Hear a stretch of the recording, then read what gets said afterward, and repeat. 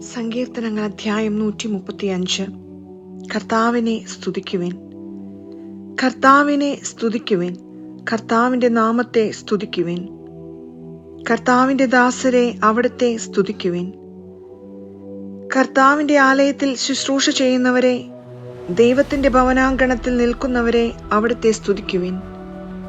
കർത്താവിനെ സ്തുതിക്കുവിൻ, അവിടുന്ന് നല്ലവനാണ്. അവിടുത്തെ നാമം പ്രകീർത്തിക്കുവിൻ, അവിടുന്ന് കാരുണ്യവാനാണ്.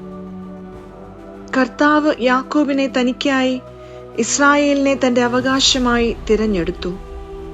കർത്താവ് വലിയവനാണെന്നും സകല ദേവന്മാരെയും കാൾ ഉന്നതനാണെന്നും ഞാൻ അറിയുന്നു. ആകാശത്തിലും ഭൂമിയിലും ആഴിയിലും അഗാധങ്ങളിലും കർത്താവ് തനിക്കിഷ്ടമുള്ളത് പ്രവർത്തിക്കുന്നു. ഭൂമിയുടെ അതിർത്തികളിൽ നിന്ന് മേഘങ്ങളെ ഉയർത്തുന്നത് അവിടുന്നാണ്. മഴയ്ക്കായി ഇടിമിന്നലുകളെ അയക്കുന്നതും കലവറ തുറന്ന് കാറ്റിനെ പുറത്തുവിടുന്നതും അവിടുന്നാണ്. അവിടുന്നാണ് ഈജിപ്തിലെ മനുഷ്യരുടെയും മൃഗങ്ങളുടെയും കടിഞ്ഞൂലുകളെ സംഹരിച്ചത്. അവിടുന്ന് ഈജിപ്തിന്റെ മധ്യത്തിൽ ഫറവോയ്ക്കും അവന്റെ ഭൃത്യർക്കുമെതിരായി അടയാളങ്ങളും അത്ഭുതങ്ങളും അയച്ചു.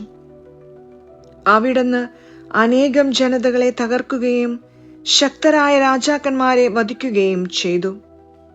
അമോര്യ രാജാവായ സീഹോനെയും ബാഷാൻ രാജാവായ ഓഗിനെയും കാനാനിലെ സകല രാജ്യങ്ങളെയും സംഹരിച്ചു. അവരുടെ ദേശങ്ങൾ തന്റെ ഇസ്രായേൽ ജനത്തിന് അവകാശമായി അവിടുന്ന് നൽകി. കർത്താവേ, അങ്ങയുടെ നാമം ശാശ്വതമാണ്. കർത്താവേ, അങ്ങയുടെ കീർത്തി തലമുറകളോളം നിലനിൽക്കുന്നു. കർത്താവ് തന്റെ ജനത്തിന് നീതി നടത്തിക്കൊടുക്കും, തന്റെ ദാസരോട് കാരുണ്യം കാണിക്കും. ജനതകളുടെ വിഗ്രഹങ്ങൾ പൊന്നും വെള്ളിയുമാണ്, മനുഷ്യരുടെ കരവേലകൾ മാത്രം. അവയ്ക്ക് വായുണ്ട്, എന്നാൽ സംസാരിക്കുന്നില്ല.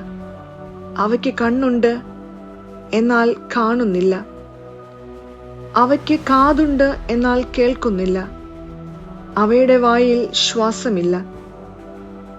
അവയെ നിർമ്മിക്കുന്നവർ അവയെപ്പോലെയാകട്ടെ, അവയെ ആശ്രയിക്കുന്നവരും അതുപോലെ തന്നെ.